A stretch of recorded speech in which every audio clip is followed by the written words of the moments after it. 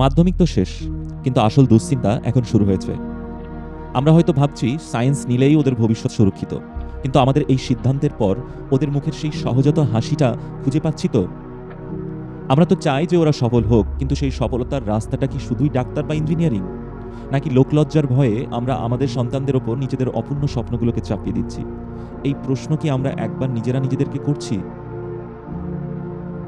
আমাদের সমাজে একটা অলিখিত নিয়ম হয়ে দাঁড়িয়েছে, বেশি নম্বর মানেই সায়েন্স আর কম নম্বর মানে আর্টস। শুধু তাই নয়, আমাদের মস্তিষ্ক অনেক সময় হার্ড মেন্টালিটি বা অন্যের দেখাদেখি সিদ্ধান্ত নেয়। এই ভাবনাটা একটা ভয়ঙ্কর লজিক্যাল ফ্যালাসি। গবেষণা বলছে ৮০% স্টুডেন্ট ভুল স্ট্রিম বেছে নেয় কারণ তারা তাদের অ্যাপটিটিউড চেনে না। জোর করে চাপিয়ে দেওয়া সাবজেক্টের চাপে আপনার সন্তানের মস্তিষ্কে কর্টিসল নামক স্ট্রেস হরমোন বেড়ে যায়, যা তার স্বাভাবিক শেখার ক্ষমতা বা কগনিটিভ পাওয়ারকে ধ্বংস করে দেয়। ফলে সে না পায় আনন্দ আর না পায় ভালো রেজাল্ট। শেষ পর্যন্ত সে না সায়েন্সের থাকে, না নিজের স্বপ্নের। আমরা নিশ্চয় চাইব না আমাদের বাচ্চারা এই অপ্রয়োজনীয় প্রতিযোগিতার ভিড়ে পিষ্ট হয়ে নিজের মৌলিক প্রতিভাগুলোকে হারিয়ে ফেলুক। ফাল্গুনী নায়ার গতানুগতিক কেরিয়ার ছেড়ে ৫০ বছর বয়সে নায়িকা নামে নতুন ব্র্যান্ড তৈরি করেছিলেন। আজ তিনি ভারতবর্ষের সফলতম নারী উদ্যোক্তাদের একজন। মার্ক জাকারবার্গ প্রথাগত ডিগ্রি নয়, তার নেশা ছিল কোডিং, আজ তিনি পৃথিবীকে বদলে দিয়েছেন।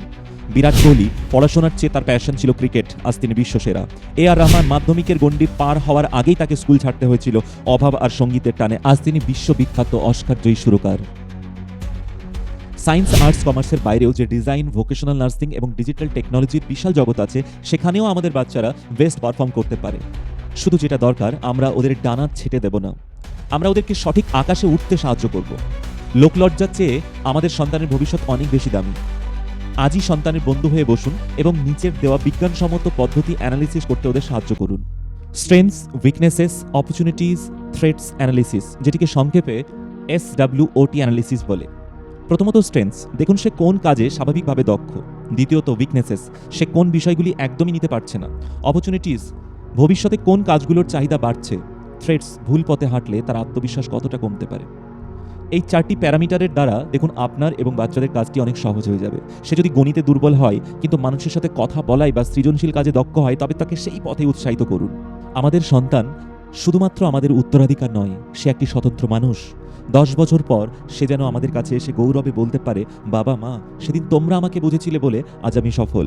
অভিভাবক হিসাবে আমাদের আশীর্বাদ এবং সন্তানের সঠিক সিদ্ধান্ত, এই দুই মিলে তৈরি হোক এক উজ্জ্বল ভবিষ্যৎ। এভাবে ভিডিও বানানোর আসল উদ্দেশ্য হলো সচেতনতা। আমরা স্টুডেন্টস, আমরা অভিভাবক অভিভাবিকা, আমরা চাকরি প্রার্থী, আমরা সবাই যদি সচেতন হই, তবেই দেশ ও জাতির উন্নতি সম্ভব। আমরা লক্ষ্য করলেই দেখতে পাবো সমস্ত কিছুর অবক্ষয়ের মূলে রয়েছে সঠিক শিক্ষা। ভালো থাকবেন, সুস্থ থাকবেন, ধন্যবাদ।